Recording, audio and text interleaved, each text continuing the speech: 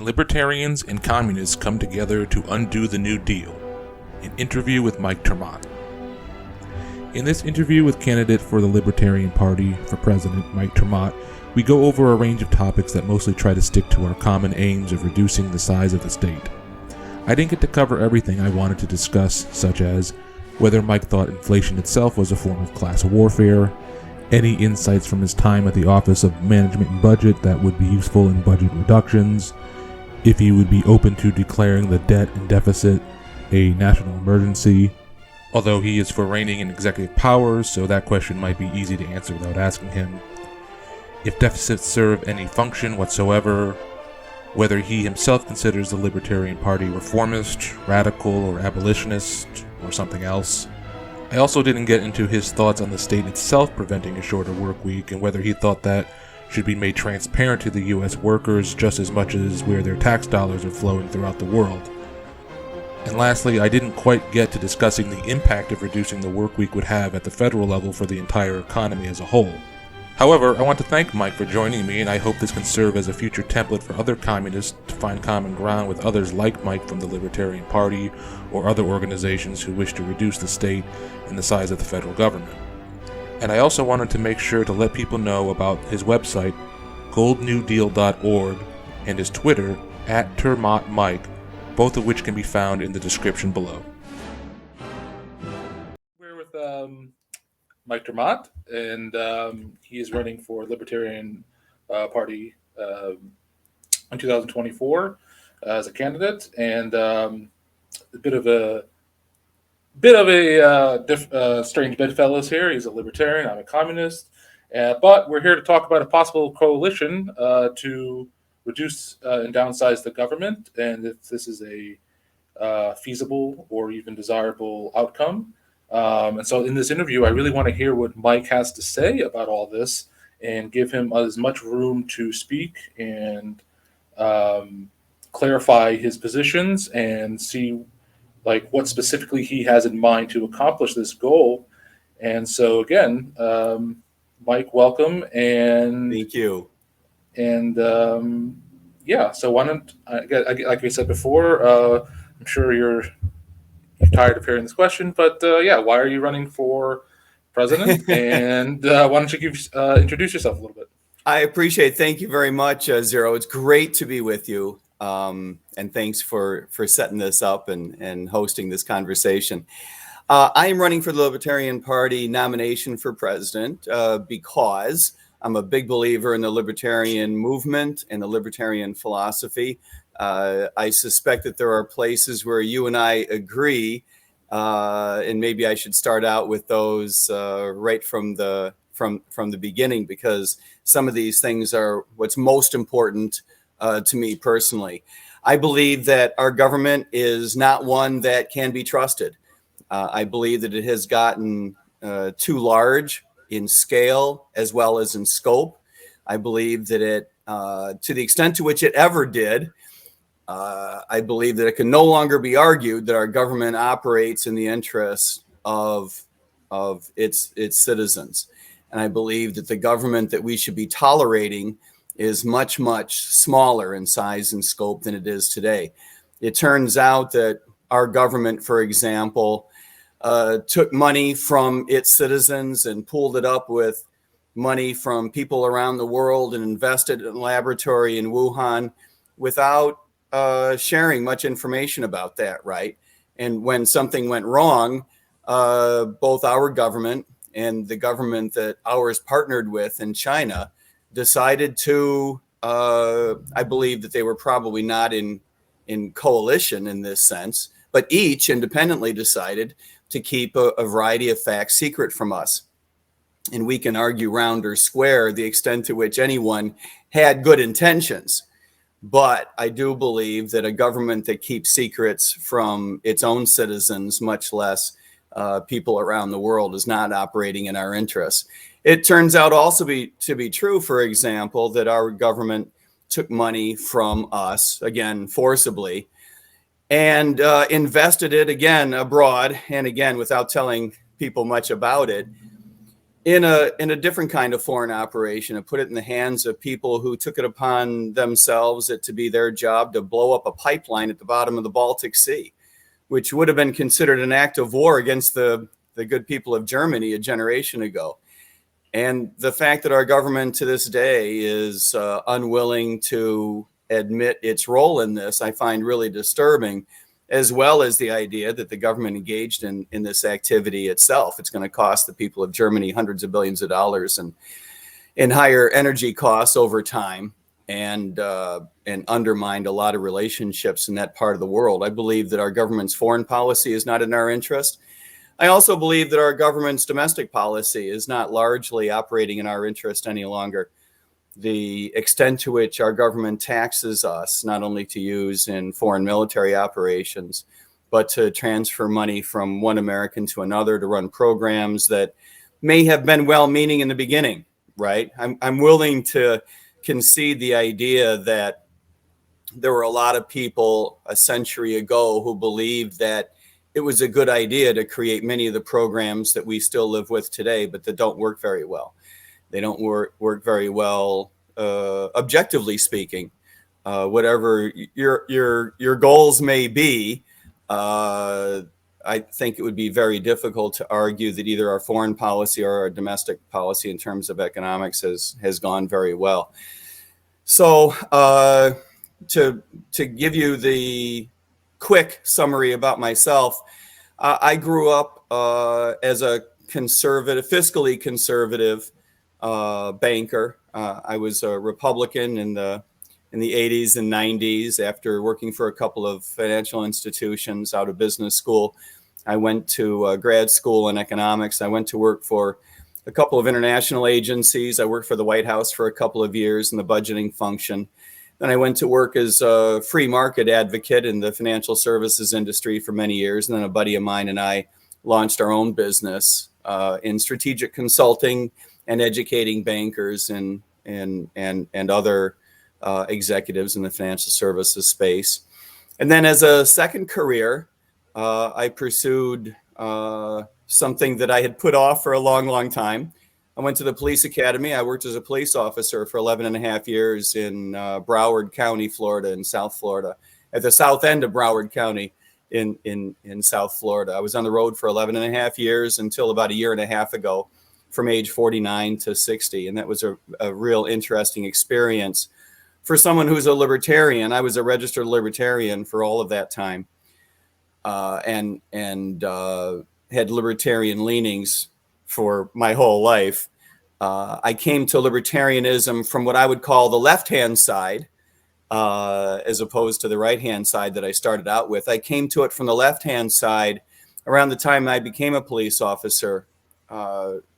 The left-hand side I would characterize as the idea that the government's role, and only legitimate role, is to stand up for our individual rights and liberties, however you may feel that the economy works best, right? As a fiscally conservative, socially conservative, perhaps, libertarian coming at it from the right-hand side, it had always been my conviction the government would work best if we let people make decisions for themselves. But the left-hand side of libertarianism I would characterize as being that in which we recognize that even if the world were not to work more efficiently, even if the economy did not work more efficiently, it is nonetheless the ethical thing to do to let people make decisions for themselves. So that's kind of a little bit about me and what I'm doing. The campaign that we're running is a little bit different from what the Libertarian Party has seen in the past. It's very much policy forward, full of very transformational ideas. Our platform we call the Gold New Deal. We're poking a little fun at the old New Deal of a century ago, of course. People can read about it if they feel like it at goldnewdeal.org. And we are running a campaign that is very, very professional. We have a dozen people on our paid staff already and another dozen advisors or so. People can read about that at the website.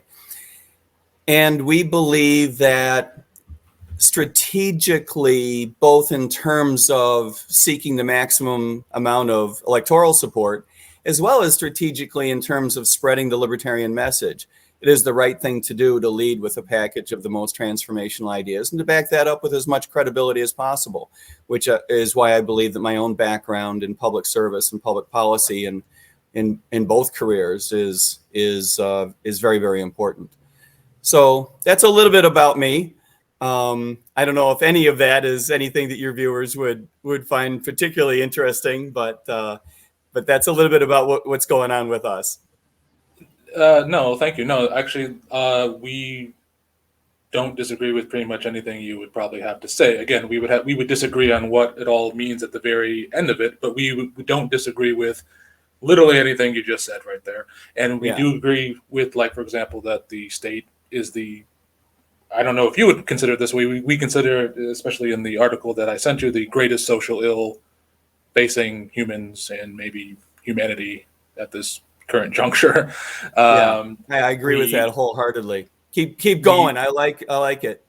We agree, for example, that they're, for example, you mentioned that they were they sort of raid funds to fund all these other things. They did the same thing with Social Security to pay for some of these Ukrainian projects, for example, right? This is something that $4.65 billion, I think they raided just out of Social Security to fund some of these operations. The amount of money that we are sending to Ukraine is almost mind-boggling. I don't think there's too many Americans who can relate to the idea of $100 billion. I worked as an economist for many years. I worked for the White House in the budget area for a couple of years. It is difficult for me personally to deal in my mind, right, with what $100 billion is. It's a tremendous amount of resources. And I don't think, I'd be interested in your feedback on this. I don't think most people in the United States would agree that they feel like it's in their interests to wage this war. And I think that most Americans would have a very difficult time pointing to an American military intervention, certainly since World War II, about which most Americans would say, well, it cost us a lot of money. It cost us billions of dollars, or in the case of Iraq or Afghanistan, trillions of dollars, right? It cost us a lot of lives in those couple of cases, thousands of lives. And if you include the foreign nationals involved, hundreds of thousands of lives, right? I don't think most people would say, notwithstanding all that, that was a good idea. That went well. That was in our interest. I'm glad we did that. I just don't think that I don't think that's where the American people's hearts are any longer. Would you agree with that? I would, but I would also qualify about that by saying that something odd had happened where the left, if you want to call them, used to be the anti-war position, right? And now we're not seeing that anymore, right? So like I'm obviously against it, and I'm obviously against these foreign invasions and whatever you want to call it, neo-imperialism or something like that. But but I would agree with you. Most Americans probably are not for these kinds of full-scale interventions, especially if you had given them a transparent accounting of actually what it would entail. Like not just saying that, okay, this is a pro-democracy move. You can say that about anything. You can say, you could probably convince yourself of almost any intervention in that regard. But as an empirical matter, ethics, the ethics of war is one thing, and sort of the analytic empirical results that we get are sort of another. I mean, I would argue that American hearts are no longer with this military interventionist style of foreign policy. But I would also say that just as an empirical, just as an objective matter, it's hard to argue that what we have done is in our own interest. It's hard to argue that American foreign policy has been something at which we're good, right? Tactically, I think you could argue that the American military is, fantastic. We're great at killing people, blowing things up, moving material, moving people. We're good at toppling governments as long as you don't mind the secrets coming out eventually. We're good at opening sea lanes and holding ground, and we're good at all these things. But strategically, I think you have to admit we suck. Right. it's just not true that we would point at examples and say, man, good thing we did that. Our life is better. Right. No, I agree with that. Like, because my dad worked for a defense contractor, and his sort of rationale behind all of this is like, well, we already built the planes and we already built the tanks and we already built the stuff, and we have, what are we going to do with them, right? And so, like, but I agree with your sentiment in that, like, empirically, there's no way you could look at the last 20, 30 years of foreign policy and our interventionist policies and say, like, oh yeah, we're doing a banger job here. Like, no, what grade would you give us on that? Like, right. As a former teacher, like, what kind of grade would you give us? It would be hard to argue that you should even have a passing grade. I would go further, and I'm interested in your feedback on this as well. I don't think our participation in NATO is in our interest, but I also don't believe, I'm certainly not convinced, at least, that our participation in NATO is even in the Europeans' interest. We find these weird examples where the Europeans wish they could do certain things, but Washington tells them not to because we're afraid it'll drag us into a war. That seems bass-ackwards to me, right? When we're afraid that NATO is potentially the vehicle that will drag us into a war instead of the vehicle that's going to keep us out of a war, that does not argue in NATO's favor. I think if I had to make a rapid adjustment to our foreign policy, it would begin with phone calls to our European allies that say, look, I recognize I can't change this by 2:00 on Friday. This requires some lead time, but this is your 24-month heads up, right? We're going to be exiting NATO. We're going to be pulling back foreign bases. I just no longer can justify taking money from American citizens and putting it into military intervention or the projection of military power around the world, forward deployed, which is enormously expensive, and trying to convince my citizens that this is in their interest. Now, if you, Mr. Foreign Leader, Madam Foreign Leader, if you believe this is in your interest, if you and your citizens remain paranoid of the Russian army, which I am not, frankly, at this, on June 28, 2023, I would find that a little strange, to be honest. But hey, you do you. If this is something about which you and your people are paranoid, this is your heads up. You're going to have to start spending 2.5%, 3.5% of GDP on defense, because the United States is not going to be financing that anymore. We're not going to be backing you up. Now, as a matter of advice, I would not be paranoid of a Russian invasion. But, again, you do you. But the United States should not be financing that. And I think that we have to have some real, honest, heart-to-heart talks with the people that are investing in Taiwan as well, who I believe have been doing this over the past couple of decades, longer, in a fashion that can only be justified if you believe the United States is going to back you up no matter what, come hell or high water. And that's because we've done a bad job of being clear. And we have this silly idea that strategic ambiguity, right, is in our interest. I would argue that there's no such thing as a relationship. Personal, international, national. There's no such thing as a relationship that is advanced, that is better off with ambiguity. Can you imagine if I went downstairs today and told my wife that, there's some things about which I'm ambiguous? That's not going to go well, right? Right. You need to be clear about what your interests are, what you believe they're not, what we're willing to do to back those up, and to tell the truth. We've got ourselves into this weird boxed in situation, sort of a self-fulfilling prophecy, where we have allowed these investors to build chip plants, for example, and it goes way beyond that, in Taiwan, that we now feel like we need to support, back up, defend, because we were not honest with them. Again, it's hard to pull back on a moment's notice. You can't turn these things on a dime, but I think it's time to say, this is your 24-month heads up.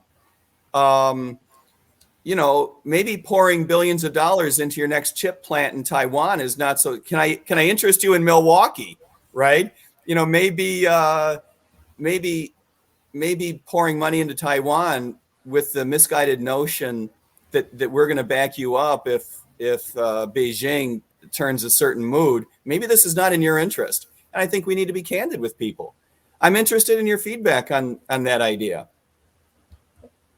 Well, I mean, I think the idea of NATO is like you said, it is a self-fulfilling prophecy, right? On some level, because on the international scale, it sort of amounts to little more than extortion. I would, I guess, like the mafia kind of does. It's kind of like, yeah, we'll protect you just in case something bad happens, and we don't want something bad to happen. Now, do we? And so it's like it's always under the sort of umbrella of like there's always this prevailing threat, but like NATO is the prevailing threat, so it's not like they're trying to like protect you from themselves on some level, and so but I'd be curious also to like what. Sure, because NATO is what the Russians fear. Right. I mean, I don't mean to sound pro-Moscow because I'm not. And I'm not one of these guys who, blames everything in the West for the invasion of Ukraine. That's not where I'm going. At some point, you got to admit that Moscow has to take responsibility for their stupid actions. That is one of the few governments in the world that makes ours look smart. But you have to admit that we have not gone out of our way to make the Russians feel safe, right? Right. Well, and this is a problem. If it's true that you believe in stability, which is Washington's byword, Washington's watchword for 70 years has been stability, right? You cannot argue that everything we have done to project military power through NATO, increasingly inching closer and closer to Moscow, that is in the interest of stability. I don't think that washes. Well, I think you're correct in that. I don't think they believe in stability for anyone else. I think they believe in full spectrum dominance of everything, of everyone else, whether it's the Eurozone or whether it's Eurasia. Right. They believe in full spectrum dominance, and I think that's been in Washington. Dominance rhymes with stability, right? They seem to go hand in hand. Correct. It's like that's their poetry. So like, but I've been curious. Then like, okay, Mike Termott gets elected president of the United States. What does a first 100 days look like then? We're 2025. It's January 21st or whenever the inauguration day is. What does 100-day? It looks, in terms of foreign policy, it looks like a lot of rapid clarification, right? And it looks like a lot of pulling back of troops. That takes a lot more than 100 days. So I don't mean to sound glib about that. I recognize that is a full 4-year project and that a lot of these require reconfiguration of treaties, for example, and it requires managing a number of relationships that are very, very delicate. So I don't mean to sound, ham-handed about it, but those are the first things that we need to do is clarify our communication, especially regarding Taiwan and NATO and foreign deployed troops around the world. The other thing, 2 other things that I think are real important, and this begins the day after the election, right? This begins Wednesday morning, not just January 21st.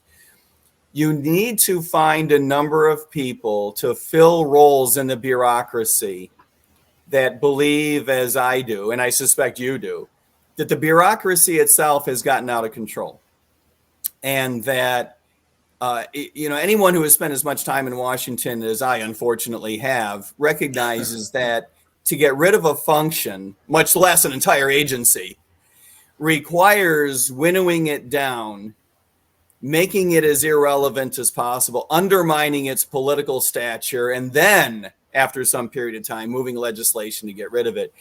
And so that requires putting the right people in place, the right political leaders in these agencies, not only in the budget functions, but in the cabinet level agencies themselves and sub agencies and independent agencies, who believe in For example, ending the use of block grants to manipulate states into doing their bidding.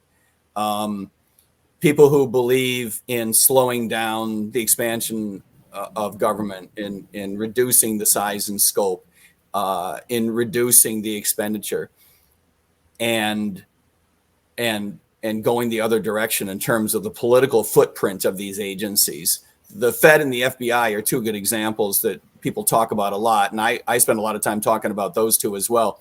But there are plenty of other examples, and so that's important. The people that you put in place are absolutely critical in this regard, and they have to be politically committed, beyond what's in their own personal interests. Washington is a real meat grinder for people that are not sufficiently committed to their objectives. It will eat you up in a way that I don't think most outsiders really appreciate. It is quite an intimidating place for the weak of character.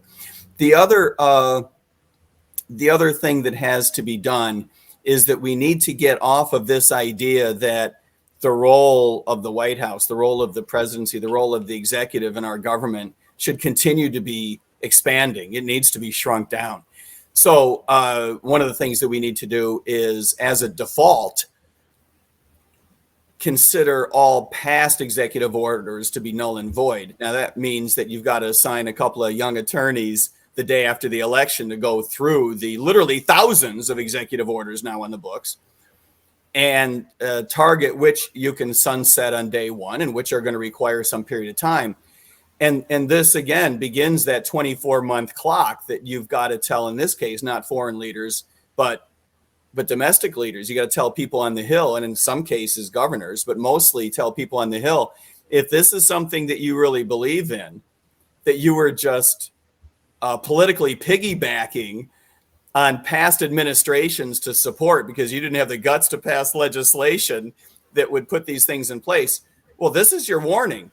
These things are going to sunset, and here are fixed dates when that's going to happen. Don't come to me and say, oh, we didn't see that coming. No, I'm telling you right now, here's a list, right? Here's a list of what's going to get sunset. So if you want to try to move legislation, we can talk, we can even negotiate. But this idea of the executive branch just willy-nilly making these decisions that are not always in the interest of the American public, I would argue the vast majority are not, and certainly are not supported by political will as represented by the legislature.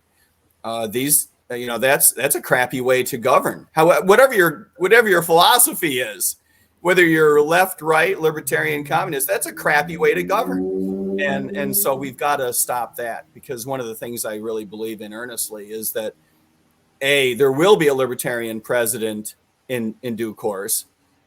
As likely a lowercase l as a capital L, but there will be someone who believes in the idea of reducing the size and scope of government.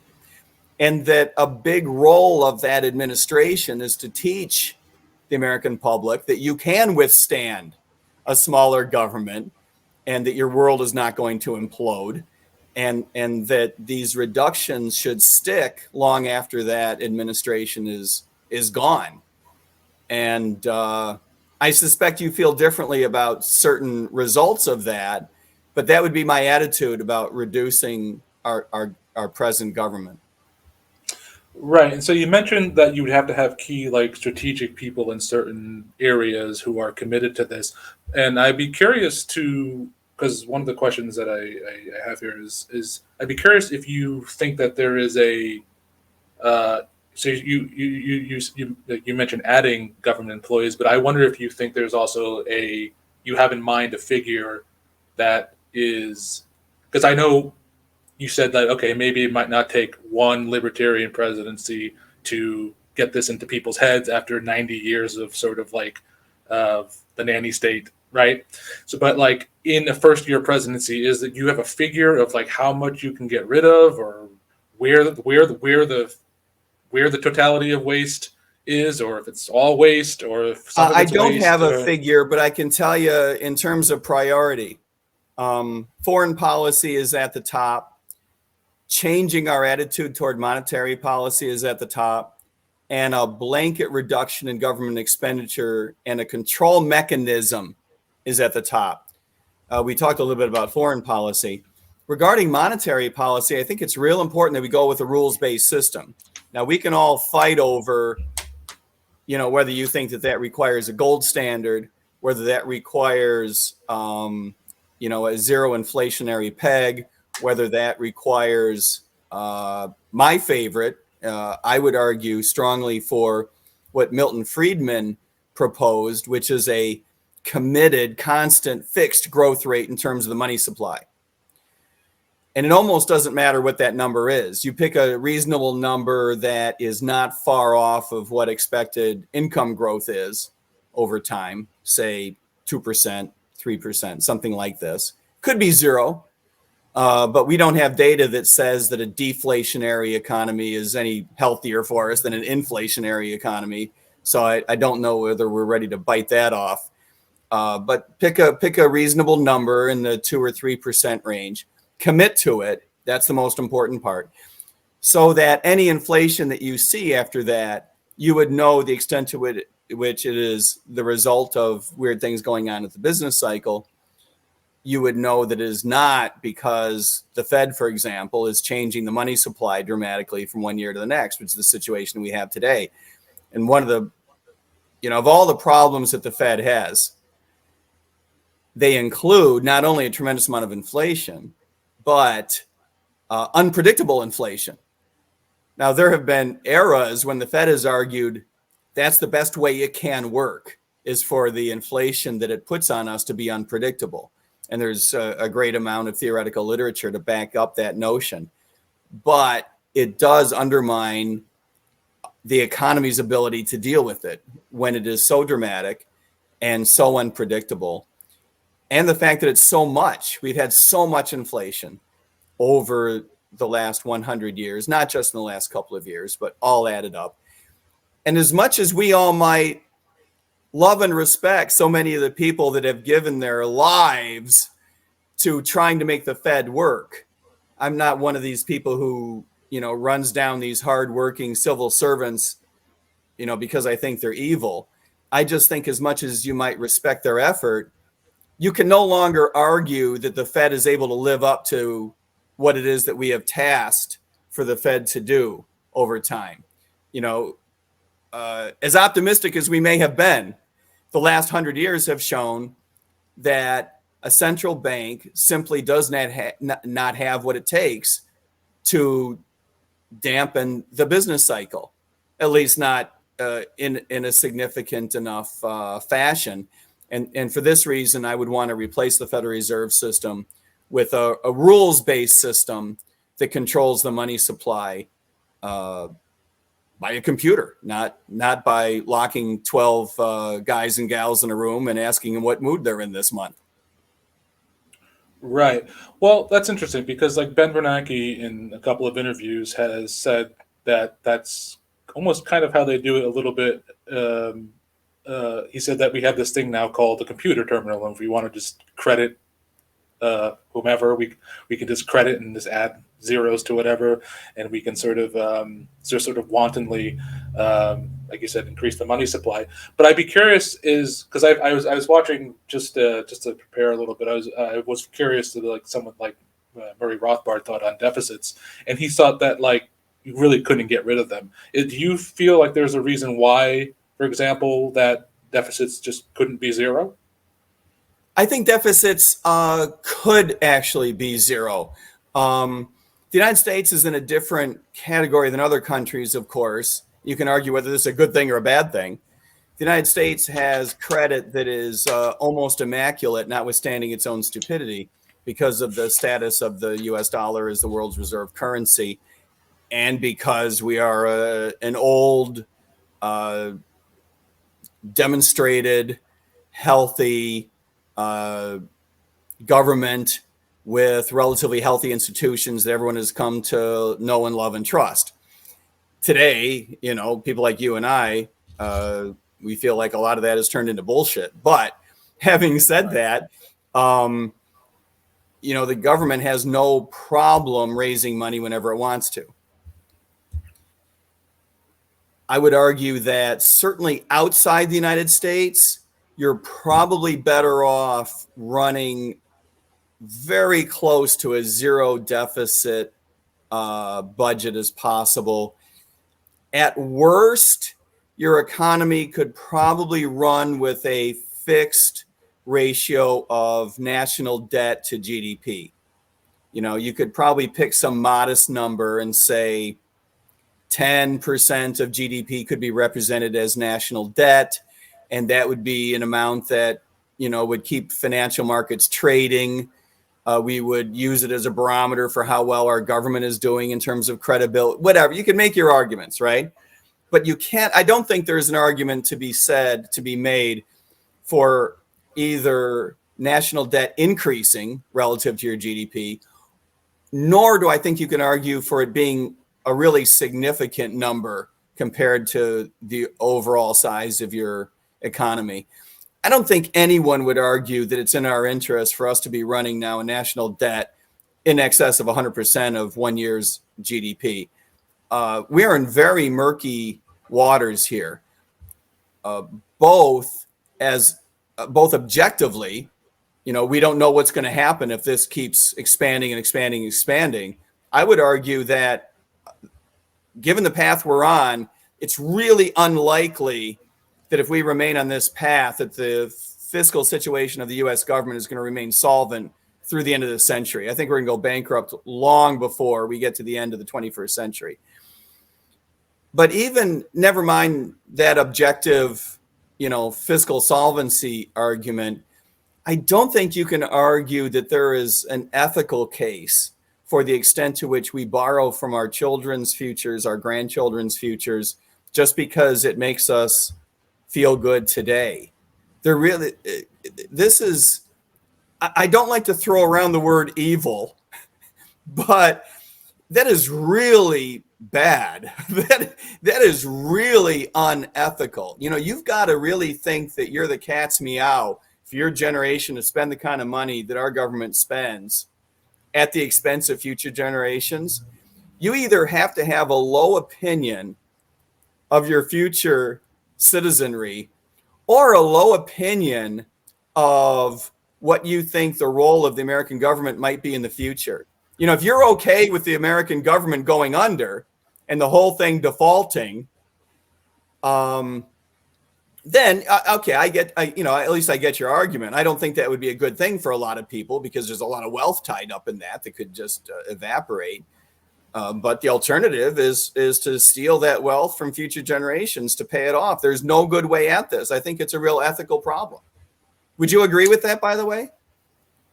Yeah, as someone who is like, I guess I'm in the millennial category. Like, we witnessed this in, for example, 2008, 2009.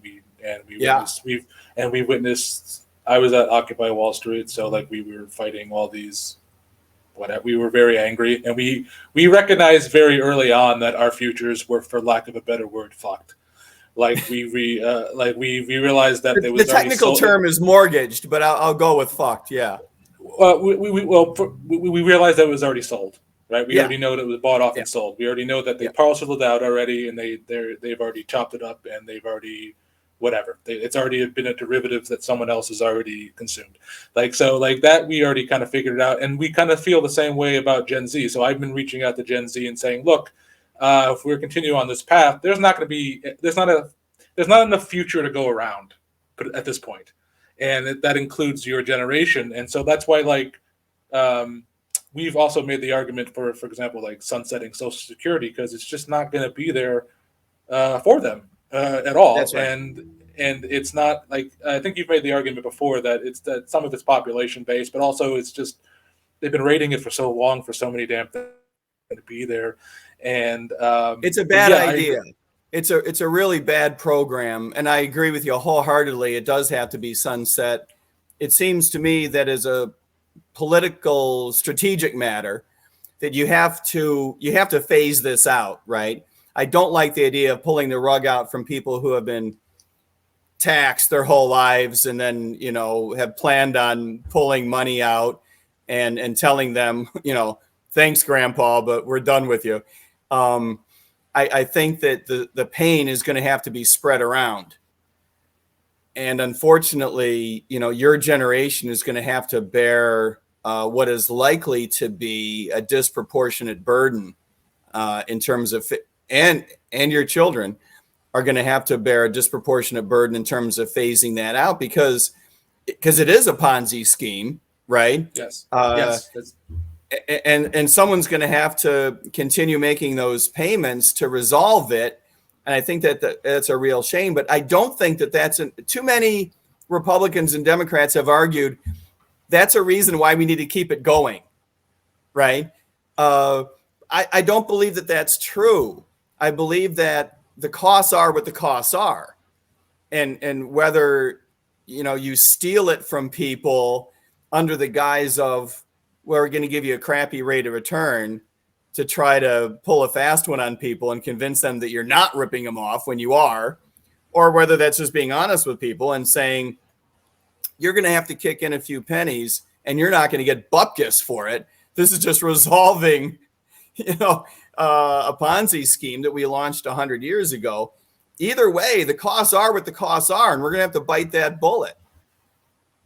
right. And before I do want to get back to the budget thing, but I want to stay on this topic very quickly because you mentioned a good point, and it's just because it is. Here's the thing: the ironic thing is that it has an 89% approval rating by YouGov, which is pretty high but it is probably the least most successful program in the history of government programs. Other than for a crappy program, 89% is insane. I don't think I get 89% from my mother. Right, exactly. So, the thing is that I've noticed is that every election cycle it's brought up between both parties. It's this one wants to take away Social Security, this one wants to take away entitlement.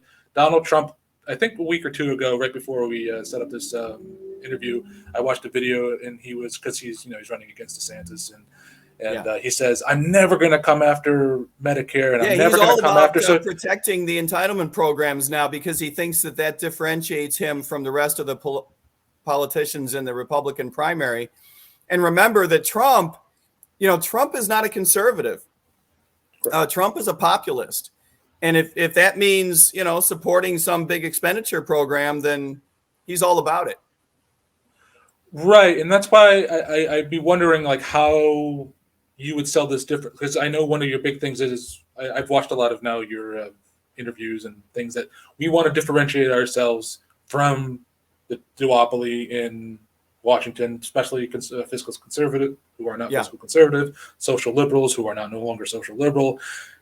How do you sell this thing, which is the inherent third rail of politics now, which you can never come after these programs? You can't even talk about it without sounding like you're trying to take away these people's measly little stipends at the end of their lives. For example, my mother is well retired, and so is my dad, and I can't imagine them having to live off less than $1,700 a month after putting in 45 years of work. But that's what people feel. That's what people are afraid of. They I don't want to lose this little tiny nest egg. No, and I get it.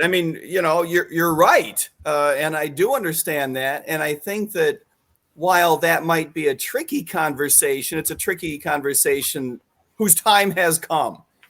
First of all, I don't believe it's true that it any longer is really the third rail. It might be for the older generations, but it's not for the youngest generations who recognize that the program is not all that at this point anyway. I think they're ready for that conversation. And I think that you also need to differentiate how you're going to treat people. If you're already retired, you're certainly not going to see any changes at all. That's just unethical. And for the youngest people, I think you're doing them a favor by saying we're not going to plow you into this system. I don't think you're going to get too much push. If you went to everybody under the age of 25 and you said, no, you're not going into Social Security, I don't think people are going to come after you with pitchforks, right? Right. And then everyone in between is on a gray scale. You can maybe you've got a series of options. Maybe one of your options is you can stay in it at a reduced participation rate. Maybe one of your options is you can get out and take a little bit of a payout of some of the money that you put in. Maybe that's not a bad idea, actually, for a lot of people. And so if people are given options, maybe they look at that and say, well, given I'm going to get hosed one way or another, this is what I think is probably the best thing for me. I also think that it's worth mentioning that a lot of people in the United States want to be more tolerant of a crappy program. Maybe even you and I would agree with this. Let me see. That we're more willing to be tolerant of a really crappy program if at least it has a good heart. If you told me the point of the program is to be truly a safety net for the most destitute, right? That's its point. It's just to make sure certain people, who can't work, for whom things have gone wrong, if this is the attitude, you've at least got my ear, right? But if you're trying to sell this to me as an investment program for retirees, I'm sorry, it's mismanaged and it doesn't work. And for this reason, it's unethical to force people to continue to go into it. So I think that how you sell it, the success with which you sell the sunsetting of Social Security may depend on how you differentiate, how you're going to treat different generations. And it may depend on how you sell it in terms of what remnant you're willing to tolerate at the end of that day. I also think it's important for us to remember that for people like you and me, Zero, we're not going after 90% of the population, politically speaking, right? There are people who agree with us. A lot of people. Maybe not even most. But we're not going after most. If people like you and me were able to convince a third of the population to support a program of reducing some of these government ventures into financial la-la land, if we were to convince a third of the population to support that, electorally speaking, that would be a gigantic win. So while it may be the third rail for 2 out of 3, if it's not for that third, this could be a winning formula for us. Yeah, and I kind of agree with that, because the one thing that that's why my colleague who wrote the article was pretty adamant about, is that there are a lot of people who agree with this. A lot of people who agree with the idea that these, because you asked what my opinion on whether it's for the greater good or whether there's a certain. I think it's all regressive dog shit. I think the whole New Deal has to go. That's our position. Yeah. That's our position. Yeah. I know you're being cheeky with the golden New Deal or whatever, but our position is that the New Deal entirely has to be scrapped. We want to go back to 1929. We don't care what your thoughts on it. We don't care that you think that it's providing X, Y, Z moral good, social, whatever. We do not care. We don't. We just do not care. And so we get a lot of pushback. What we say is we need a new relationship between us and our government. That the New Deal fundamentally changed that and did so in a really dangerous and bad way, and we need to get rid of it. Right, and so I would even say that it's not even like a relationship in the typical sense. It's abusive in the first place, right? Yeah. And it's an unnecessary intervention between how humans associate with one another and can interact with one another. And so that's the one thing that we totally agree on, is that, again, we may not agree on what that looks like at the end of the day, but we do fundamentally agree that all this shit is in the way of us and our needs. Why does the state? 100%. Why should the state get to dictate what our needs are? And how could they possibly ascertain that? You're Mike Termott, I'm Zero, my mom's my mom, your mom, whatever. Our neighbors are our neighbors. They all have different needs, and this one huge entity cannot possibly be the arbiter of that. It's almost comical to think that there are people who would disagree with that, and it's really unfortunate. Tell me what you think our disagreement might be at the end of that day. If we believe that our government is in terms of size and scope, out of control. If we need to sunset it, by the way, one of the things we haven't talked about is that the Libertarian Party, the Libertarian philosophy, I personally believe that a program of decentralization is an important stepping stone to making some of that happen. But we can talk about that as we go.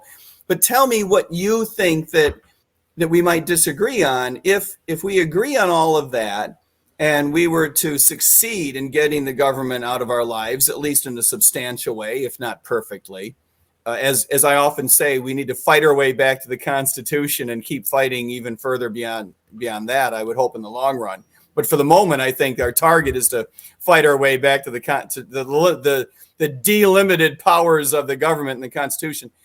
If we were to succeed in that, where would because I feel so good about this, what goes wrong? What do you think you and we would disagree about? Well, that's a good question. So, like, when I watched your Vaush interview, for example, right? And I don't watch him a lot, but I watched it because I wanted to see like what another socialist was going to have an interaction with the libertarian. And it was very interesting for him to say things like, I want more regulations and I want more government interference and I want more of this and I want more of that. And I was like, this is not a libertarian Marxist at all. This is just your regular liberal social democrat. His idea is this: is he agrees with you on some level that if we get rid of all these regulations and if we get rid of all this whatever, then we live in this sort of free market sort of paradise, whatever. Whereas I want to get rid of the government because you're a business. You ran a business, right? Yeah. Right. So I consider most, if not all, the government just entirely superfluous and overhead.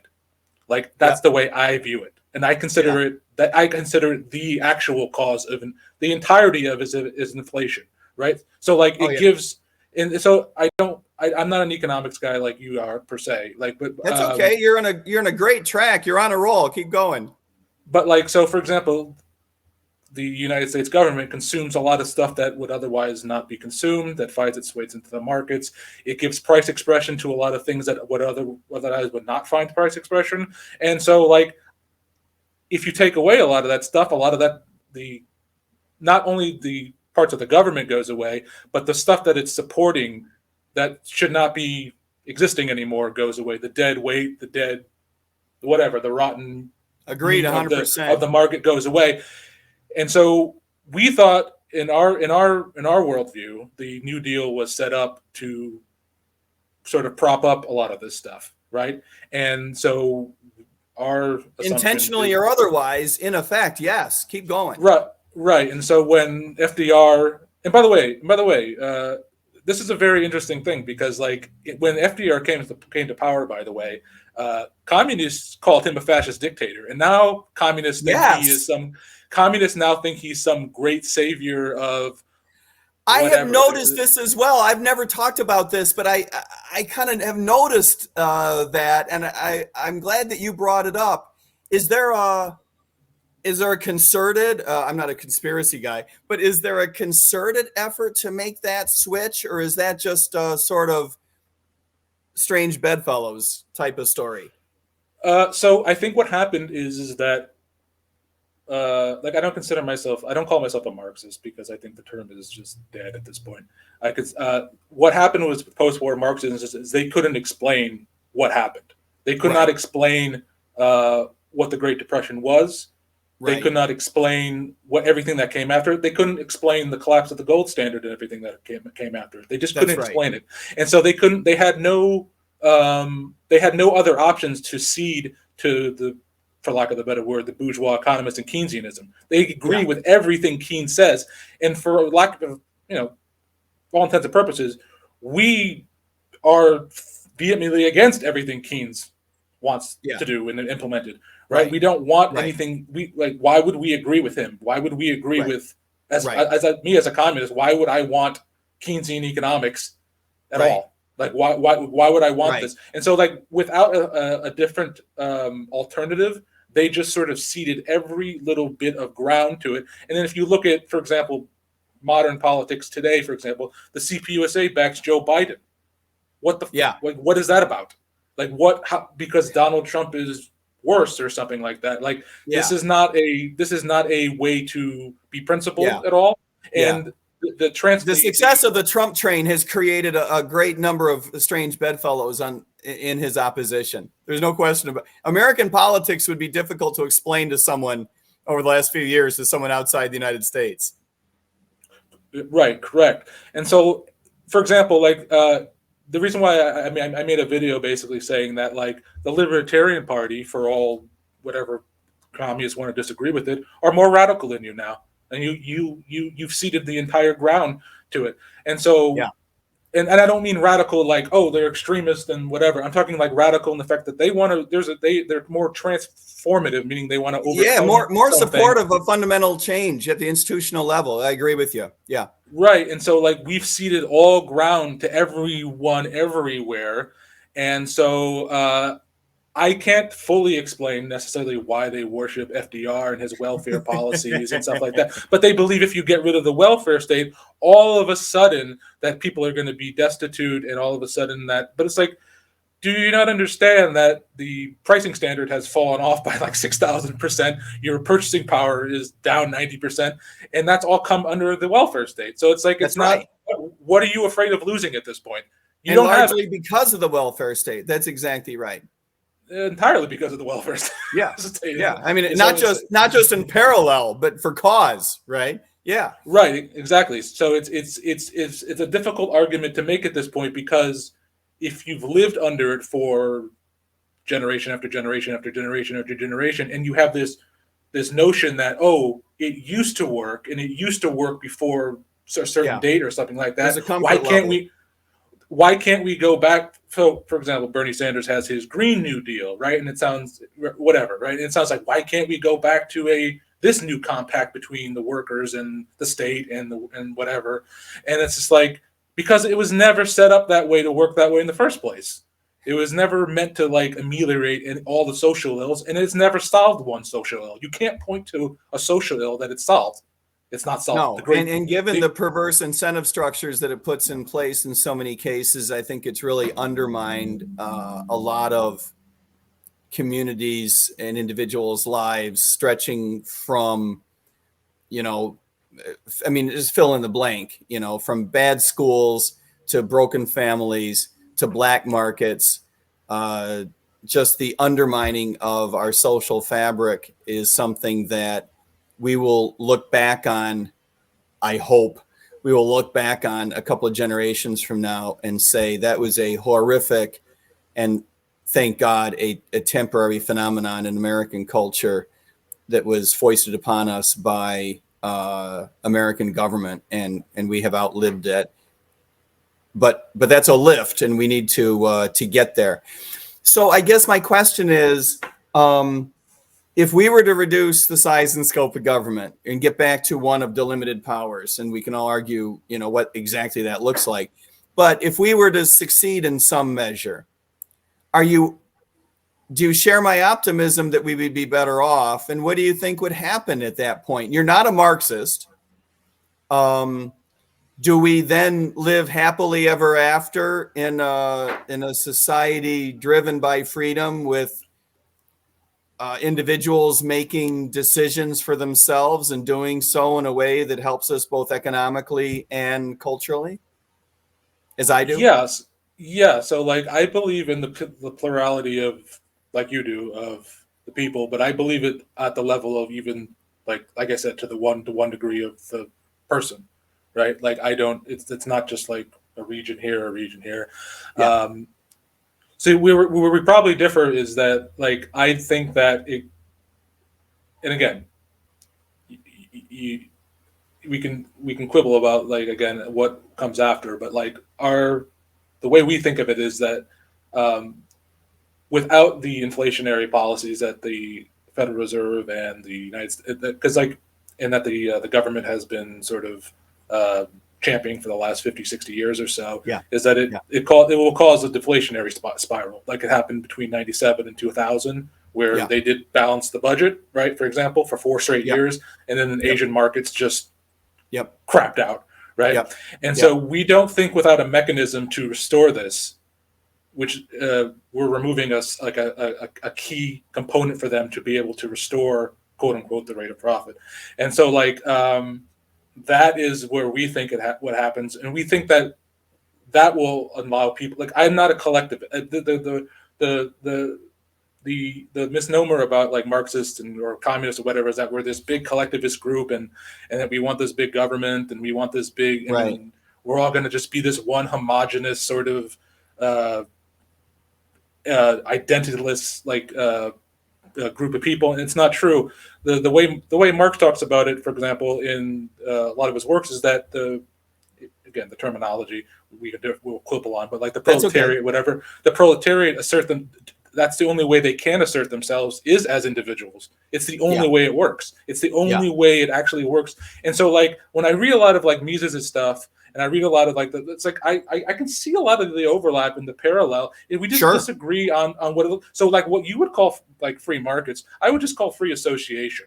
Like, and so like those are total, and so those are total, and whether that results in like, you know, he thinks it results in this subjective concept of like how price formation works, whereas I think it just works in like how we address our individual needs, and that may also be subjective, right? So like those are, but the real point for me is like not so much what comes after, because we could talk theory all damn day, right?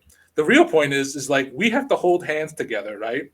And we have to get this. We're never going to know unless we do it, right? That's the thing. So like. That's the gambit, right? The gambit is I'm willing to get rid of all of this and be wrong. Totally 100% wrong on this. Other communists are not, because they're so terrified of what comes after it, right? And I'm not, because I don't want to live under this anymore. I don't want to. I don't care. If it happens to be a free market capitalist utopia, so be it. So be it. But I'm not willing to live the rest of my life under any of this anymore. And if I have to form a coalition with people who don't call themselves communists and don't whatever, fine, so be it. But we're never gonna know if we don't, unless we do it, right? Well, I think that's really well said. As Donald Trump once said about certain racial minorities in the United States, what have you got to lose, right? Because things have just not gone well for us.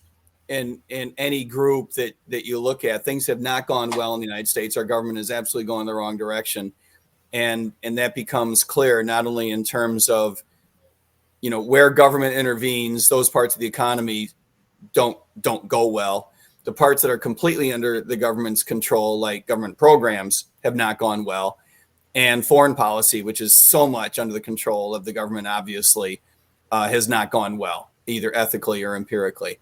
And so I concur wholeheartedly that not only would things be better, but even to the extent to which we cannot be certain about the future, what have you got to lose? A course correction is wholly warranted at this point. And I do think that there is a coalition of people out there, whether they call themselves communists or libertarians. I suspect that this is my feeling, Zero, that many people in the United States, and I don't have data on this, but I'm going to go with somewhere around half of the population of the United States would largely agree with the conversation you and I have been having today. Not completely, right? But largely would say, you know, I respect where those two guys are coming from and where I think that they want us to go. I could support that. I think that's half the population of the United States. And I do think it's important for us to remember that we're not going after everybody. I think that we can be successful. I don't even think that you need to necessarily call it a coalition. I think that you can just say, this is what we're selling, and let people find it. You know, I often say that the object of the game politically for us is to be loud and proud of our philosophy, to raise that flag so that people can find you. We're not in the business of hunting down voters one by one. We should be in the business of announcing what it is that we're selling and let people come to us, because they will. People are hungry for a new way of looking at things. People are sick and tired of the government as it is. The simple dignity of being represented by a foreign policy that aligns with your values is gone. That is a painful truth. but it is one to which the American public is awakening. And the same thing is true of domestic policies. The same thing is certainly true, and most Americans recognize it is painfully true for your schools. Schools are not performing in a way that is full of excellence, just objectively speaking, but they're not, in far too many cases, they're not aligned with the community's values. And they don't do a good job of representing what it is that parents want them to represent. Even if it were true, and I don't think it is, even if it were true that your local school were in alignment with your values and did what you wanted them to do in 99 cases out of 100. The problem is that they don't have enough mechanism in place to correct that 1%. They are so full of hubris. They are so absent of competition. They are so devoid of any interest in competing for your trust and to represent your values that it undermines that relationship. And so for all these reasons, I think people are ready to hear us. I'm very optimistic. I'm very optimistic for all those horrible reasons about our government going wrong. But I'm also optimistic to hear people like you, who, maybe most days you don't call yourself a libertarian. You're in a different generation than I am. I'm probably more aligned with your folks' generation. But it doesn't matter. We have so much in common about our frustrations and our optimism about the way that things can be so much better. Yeah, and so I do have the numbers for you if you want. 50% of people in the United States in a recent Pew poll in 2023 agreed that their number one priority, for example, was to reduce debt and reduce government and reduce the size of it. And this was right during the debt ceiling debacle. And that became, it was top of mind for a lot of people. But there you go, right? Mm-hmm. And then also too, and I'm curious how you feel about this number, the number one constitutional amendment that has been proposed since 1999 by an overwhelming majority, like 3 times the next constitutional amendment, is a balanced budget amendment. Exactly. I think that we can get there. I don't know that a balanced budget per se is technically, the best way to go. But I do think that it's going in the right direction. For me personally, I would be happiest with an amendment that said the government weren't allowed to spend more than a certain proportion of national income, for example. Now, the problem with that, of course, is that the number would be too large for my taste and too small for the taste of politicians. It'd be hard to arrive at that. And for that reason, a balanced budget amendment is probably more palatable and more politically reasonable.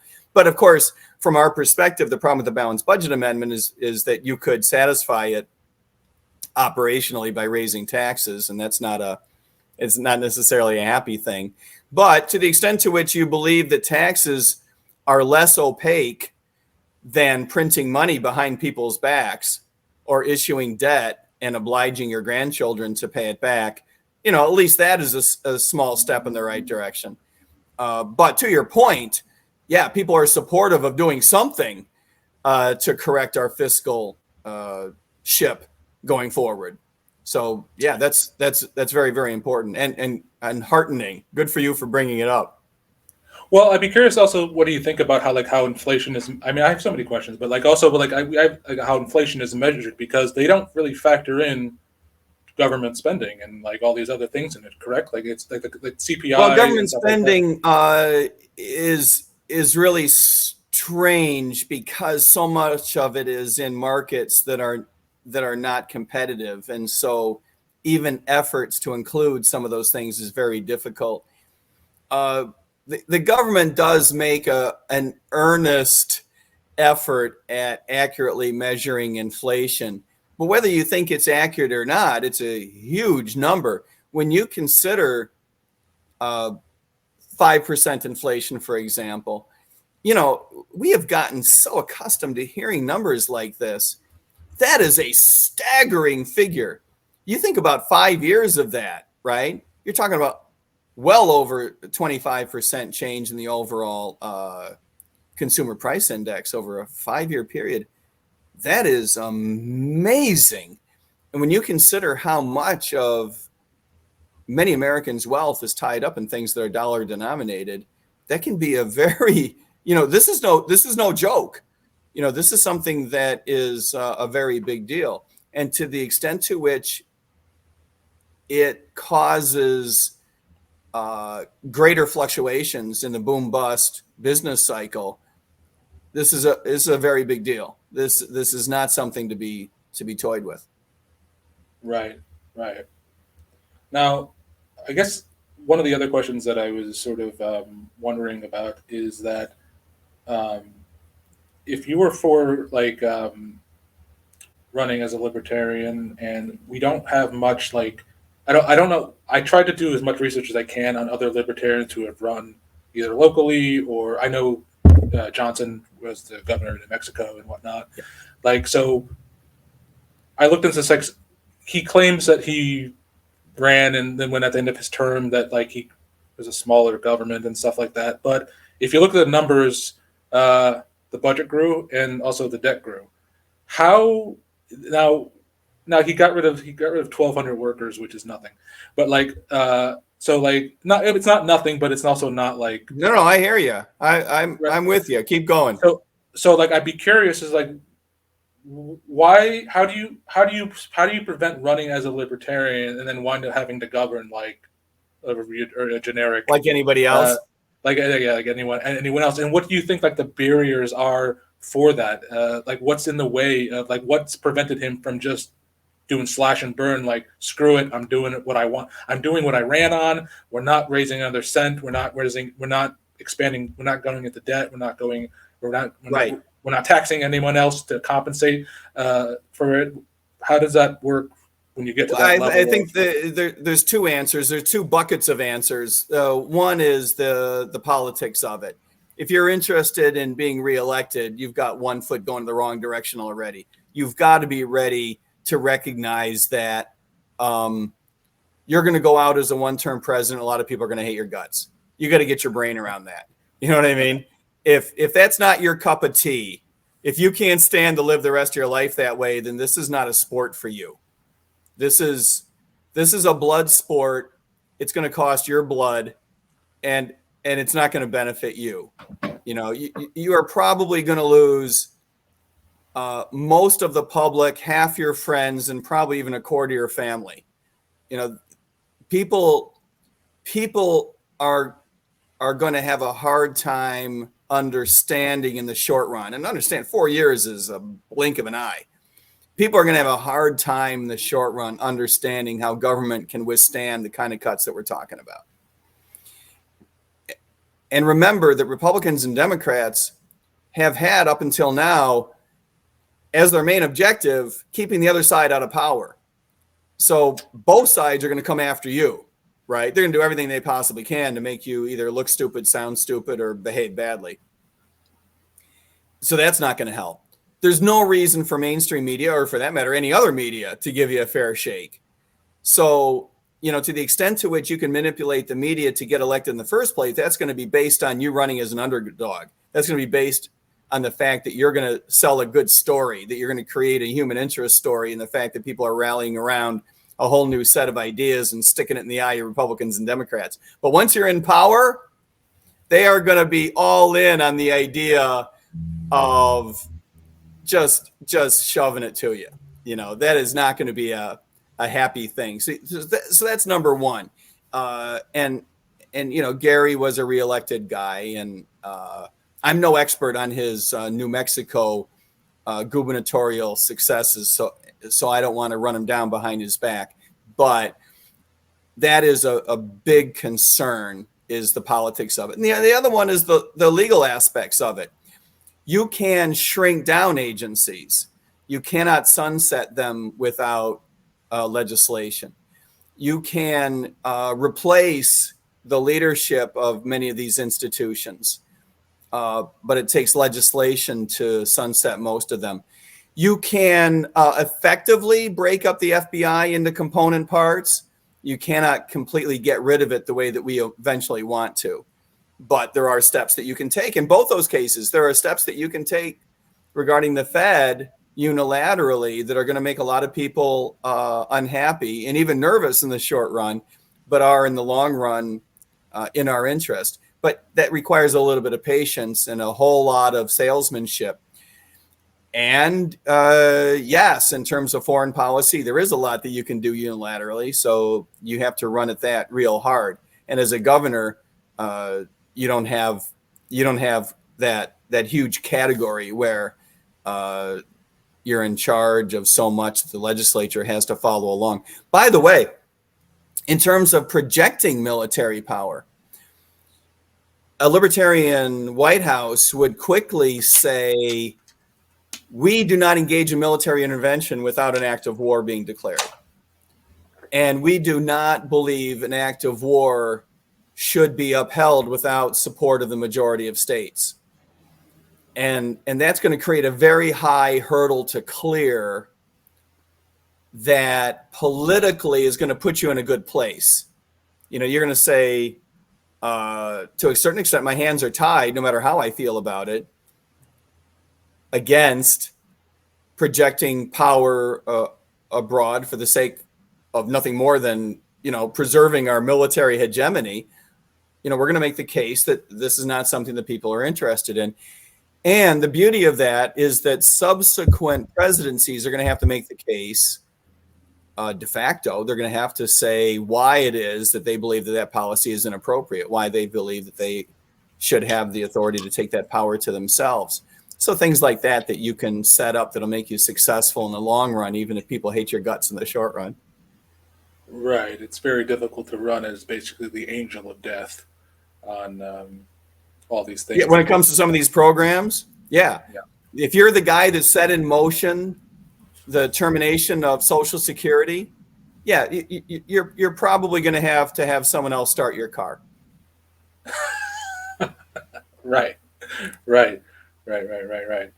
Well, I wonder then if, so in the article that, again, just to refer to it back to again, we're a big proponent of a shorter work week. Now, it's very difficult to enforce it at the level of saying just, okay, we're going to write a bill and then it's going to be, although it has been brought up legislatively before, right? In the 30s. But to your point, let's say it's a good idea, which it may be, right? But as a libertarian and as an economist, I would be agnostic on it. I mean, you may be right, you may be wrong. It may be that that's the direction our economy is already moving. I mean, my generation would argue that your generation is already on a 4-day work week. You just spread it out over 5 days, right? Sure. So to your earlier point about getting away from so much government regulation, can't we just say this is probably the direction that our economy is going to be moving, at least in sectors? There may be sectors for which this makes more sense than other sectors. Can't we just agree to say we allow the markets to move, we allow the players to make decisions for themselves, and for the individuals for whom this makes the most sense, that's the direction things will go without the government mandating it? Question mark? Yeah, well, that's what I'm wondering is if you, as sort of like a market, sort of like, we'll call it fundamentalist or whatever, or just at least whatever, you believe that there's an agnostic on it, right? That okay, we start getting rid of federal employees, which is already in its own right a reduction of their work week or their work weeks, right? It's removing labor hours from the market, right? And that labor would wind up being employed elsewhere in the economy. Those people are going to find, those people are employable. Correct. It's not like right. So, but they have to. Those companies have to make space for them as well. Yeah. Right. And there is a transition cost. No one should be suggesting that this all comes for free. There are transition costs, and there are timing challenges. Absolutely. But I also wonder if that's like a good way to also maybe alleviate some of people's fears about this, because for example, if you go look in education, I worked in education in public schools, for example, and you mentioned that there is no higher calling than being a teacher. Good for you. There isn't there. I mean, there is, but at the same time, I would fire all their asses. It doesn't matter. I mean, it doesn't really matter to me. It doesn't. I know that sounds like cruel and whatever. They do good work, whatever. There's too many of them. Most the budget in the city I worked in, which was the most affluent city to work in, half their budget was teachers in the education department, which is a lot to be, and that's their choice. I mean, if they, that's their Yeah. choice. They want to spend a lot of right, Right. but that's a lot, and that's a lot of that's backloaded pensions. A lot of that's really high salaries. A lot of Huge. that is huge salaries. A lot of that is also just operational costs because, for example, Yeah, huge there's administrative costs these days. That's been escalating as a proportion. but also building costs. So, for example, they have to. You can't just unilaterally say, "Oh, we're gonna raise your taxes to add to this building because the student to teacher population is getting big." You have to go to the voters, and they have to vote to like on a prop or something like that, prop one, prop two, and say, "Yeah, we want you to raise our taxes to take out this government bond, and then we'll expand on the production of this school or buy another building or something like that." And that's all money that goes out the window to contractors and stuff like that and stuff like that. But like if you had I feel like shortening the work week and shortening also the school day mirror what each other in some way, because if you want to give, for example, parents more choice, I'm not against them being able to want to have more time to teach their own kids things. If they don't want to send their kids to a private school or a public school, you should be able to have the time off to raise your own kids and teach your own kids things. And so, like, I Agreed, think that 100%. yeah, and so like and it's not anything against teachers. I've worked alongside them for many years. I know you said you were a public, you did substitute teaching and also Yeah. taught at the Yeah, quite a university bit level. for a couple of years on a part-time basis. Yeah, I got every respect for teachers, and I agree with you about getting rid of so many. The way I would say that and the way that I would do that is not so much that I want to fire all their asses, but I would want competition instituted that would phase out the worst of them. Yeah, I would say the same thing about cops. You know, having been a cop for 11 and a half years, I think we want that industry as well as the industry of teaching our kids to be more subject to competitive forces so that the good ones get paid more and the mediocre get paid less and the crappy ones get fired. And we want to be able to compete for better agencies, better schools, better police agencies, and we want to compete for the best individuals, the best teachers, the best cops. You know, we want agencies to compete for the best individuals to perform those functions. And that's not the system that we have today. And there are specific things that we can do to advance that. School choice, for example. The idea that the government is monopolizing what school your kid can go to on a regional basis, that is messed up. That is really that is a sick quirk. You know, there's no coincidence that this is an industry that we believe doesn't function as well as the United States economy in the main, right? This is an outlier in terms of how frustrated we are. And policing too. We're frustrated with the fact that policing does not align with our community values. We're frustrated that schools do not align with the way most parents want their kids taught. And then we're shocked to find out that the government is running both in the complete absence of competition. And it's not a coincidence, folks. Right. Well, since it is like a local issue, I wonder, like, do markets then play? How does that work, like on a national versus a local level? I'm wondering, like, how do you prevent, for example, like the police force just becoming a monopoly at the other end, like or education becoming a monopoly at the other end of the private sector, and then everyone just there's just this education Inc. or police Inc. or whatever it is. Or Well, like that would suck. I don't see us moving in that direction anytime soon.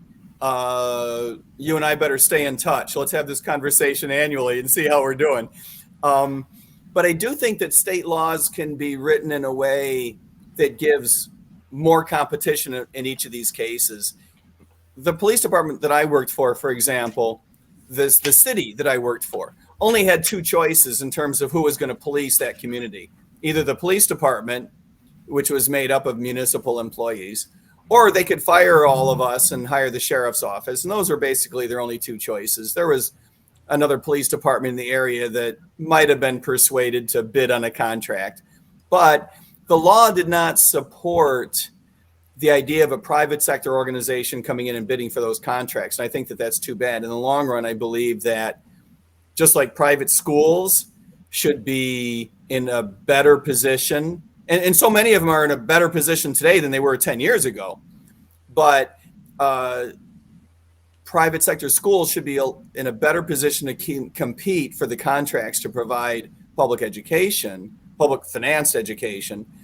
And we want private sector organizations to be in a better position to compete for contracts with municipalities to provide police service. Not necessarily because Police Inc., as you said, would necessarily obviously be better at it, but because the competition itself, I mean, just the mere fact that there's competition would create incentives for the agencies to improve. But it's also a safety valve. To the extent to which your department stinks, you'd have more choices to dump them and hire either another Police Inc. or the sheriff's office, or create your own police department. We need more choices. And of course, having more agencies competing for the contracts means that agencies are also going to compete for the best service providers, the best cops, the best teachers, what have you. And that's what we want as well. Do you think that would have any effect on, say, like, because right now in Massachusetts, like, cops make more than like some vice presidents of corporations here, and I don't know how you feel about that, or they make more than people in the private sector in general, which is there are certain places where police officers do quite well. There are other places where police officers don't do very well. I think people would be surprised at both ends of that scale. In certain urban areas, most police officers make well over $100,000, for example. But these are, as surprising as I might find it, as surprising as you might find it, or anyone else, these are the market forces that exist.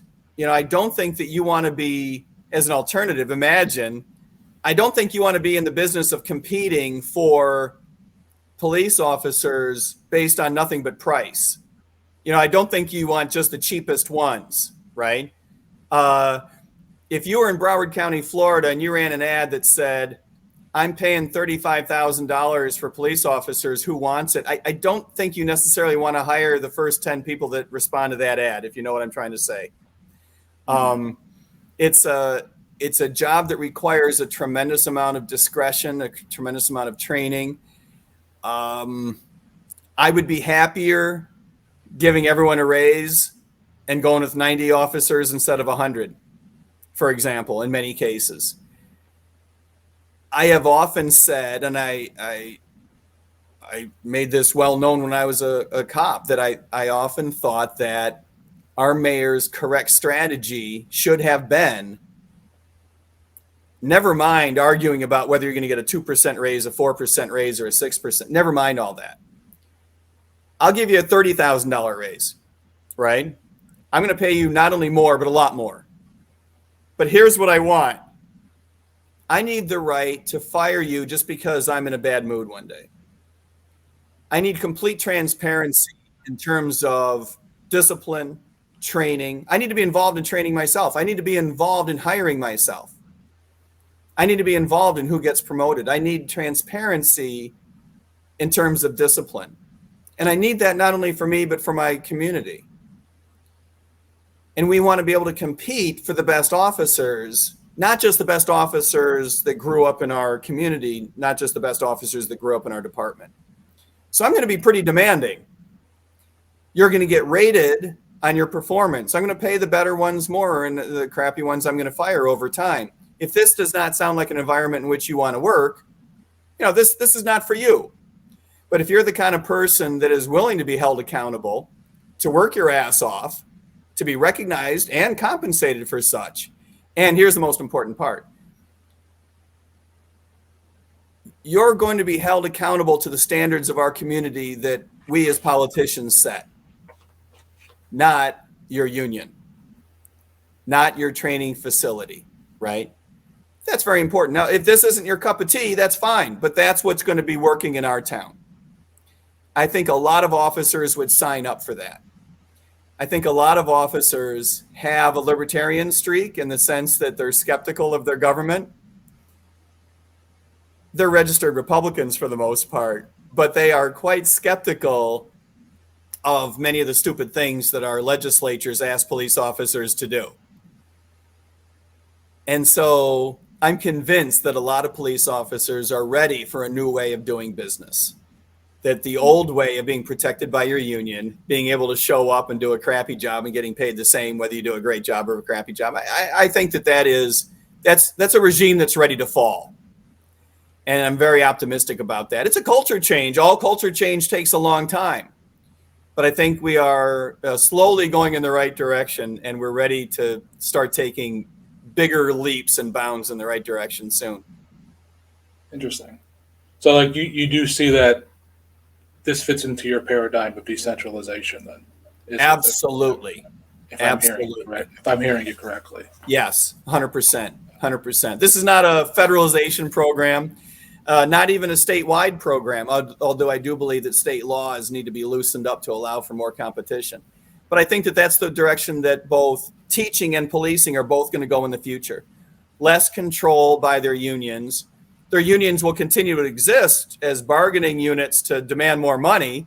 No one's talking about taking away your First Amendment right to form a union. But I believe that over time, unions will begin to recognize, as they have in other industries, that it is not in your members' interests to protect them from competition in order to earn more money and get recognized for doing a good job. Right. This is a very interesting divergence of where we might disagree, is that I've written articles against unions in general. Me too.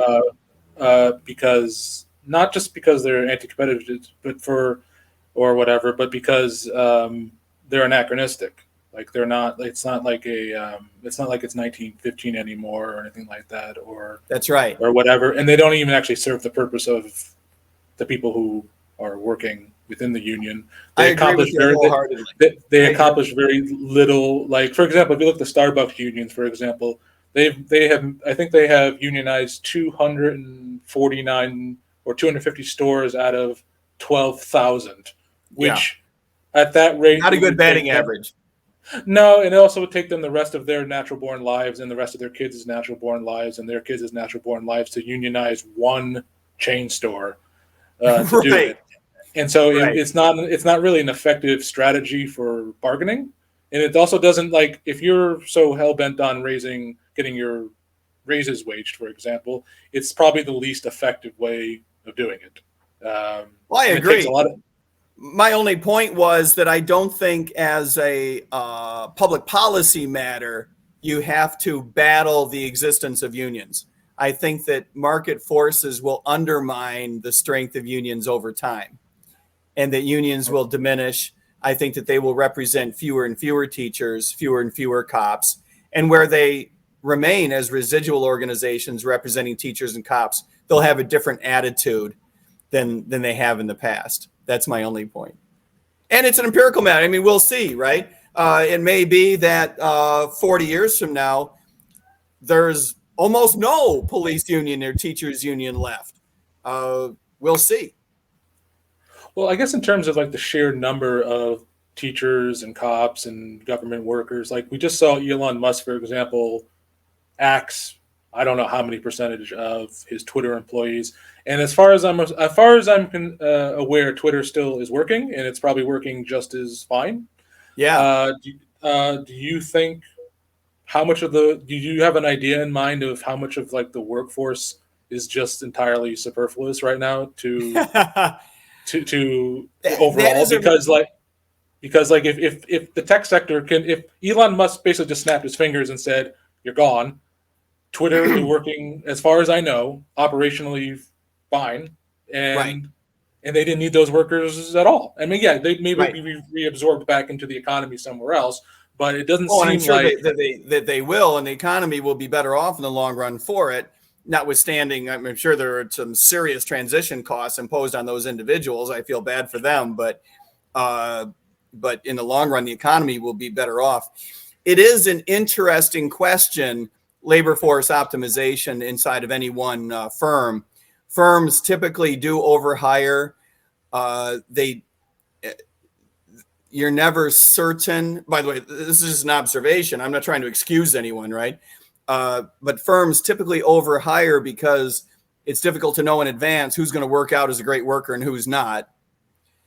And firms are loath to fire people as rapidly as they should for a variety of cultural reasons, not the least of which is nobody likes to be the bad guy, but also because nobody wants to look in public like the bad guy. Nobody wants to go to work for a firm that was just seen in the news a few months ago for laying off several thousand people, for example. So there's a variety of reasons that accidentally leads firms to a position where they're bloated with too much labor. And then when you face a crunch time, then you realize you got to do what you got to do. And you better cut deep because culturally speaking, you don't want to cut too often. So you better do it all when you have, the gumption and the political will to get it done.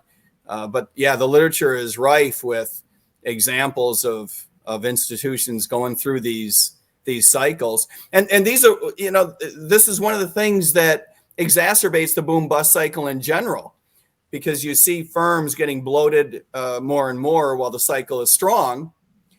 And then on the downside, firms will feed the cycle as they project that things are not going to go their way. And so they start laying off workers, and that creates a downward spiral for the macro economy in general.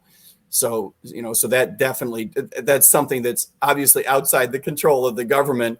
And we cannot blame government for this, but institutions do behave in a herd mentality that exacerbates the cycle. Yeah, it's a real problem. Yeah, but I wonder then, what are your opinions on like full employment policies or these ideas that we have to operate at a certain capacity, or we have to hit our target of 3.5%. Unemployment or something like that, or like, what is your? Well, certainly we should not have public policy that suggests that. Right. We should not have a public policy that looks at an unemployment rate and says that's too high or that's too low. That's how you get into real trouble. That's one of the things that contributes to the Federal Reserve's bias toward inflation, is Right. that they keep pumping money in with the idea that we need to get to some low number. By the way, empirically, this is a hornet's nest. When I was in school, when I was an undergrad, we thought that 5% was absolutely minimum unemployment. Mm-hmm. When I was in graduate school, we thought that 4% was an incredibly low number. Now we think 3.5 is normal. So I do wonder whether there is an empirical problem here of us even understanding how, first of all, what the number should be, and even what it means. I believe that the number's meaning changes over time. As churn in the economy is different than it used to be, people find jobs more easily than they used to. People lay off more easily than they used to. Culturally, we're in a very different place than we were 40 years ago. So it's a very difficult thing to compare. And this is just one more reason why the government should not be in the business of trying to manage that number. It's just a number that's very difficult to target and even to understand. Right. So like in 77, I think they did they revamped the Federal Reserve Act, and in 78, they have like the Full Growth and Employment Act, where they basically Right. just handed over the entire economy to the Federal Reserve. So like, terrible thing. Right. But how would you, I guess I'm wondering, like, what are there steps you can take to I know that it all has to be legislative to undo this stuff, but like, how do you get rid of that shit? Because like, I have no clue. Not so easy. Well, many folks in the Fed claim that they disregard it today. Behind closed doors, they'll claim that they disregard it today. We can argue round or square whether they actually do that and whether they did a good job of that. The biggest problem, of course, that it brings political pressure on the Fed even if you had Fed governors that were committed to disregarding the full employment, second half of the dual mandate, even if you had leadership committed to disregarding that, the political force that is brought to bear on the Fed to try to get it to behave in certain ways is very difficult to withstand. That's the biggest problem. All the more reason to go to a rules-based system, right? Now, you would have to convince a number of politicians that a rules-based system is in our interest in terms of long-term employment, which it is. Getting rid of the boom-bust cycle is extremely important to long-term stability and therefore to growth and therefore to long-term employment. But it does mean taking away the Fed's discretion as a tool with which to fight the boom-bust cycle. And a lot of politicians are going to have to be weaned off of that. There's going to be a period of time for political figures and the public in general, and some investors, to get used to the idea that you don't have Fed discretionary monetary policy in place. Well, I guess that's, the other question I was wondering is how, you have so many people reliant on this influx of federal dollars just being, they just live in a sea of it basically, and you have investors, speculators, you have all these corporations, Fortune 500 corporations that are waiting on what one board of directors is going to do or how many branches of the Federal Reserve there are. So how do you disentangle this very complex? Well, there's still going to be an enormous amount of debt, no matter how fast we can cut it back. No matter how fast you might be able to cut back deficits, there's still going to be an enormous amount of debt. There's not an industry that's going to be challenged to their core by this. Certain elements of the industry are going to show slower growth rates, no question about that. But I don't think we need to worry. I'm not too worried that Salomon Brothers Goldman Sachs is going to have a hard time figuring out how to survive, a government paper market that has less product coming on than it used to. Yeah, there are going to be a few attorneys and investment bankers that have to find work in the private sector. But no, I'm not too, as an institutional matter, as an industrial matter, I wouldn't worry too much about it.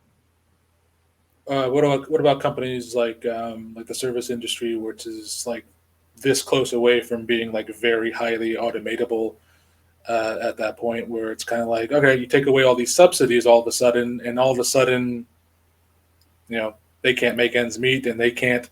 Well, there are examples of those, and there's going to be examples of those irrespective of public policy.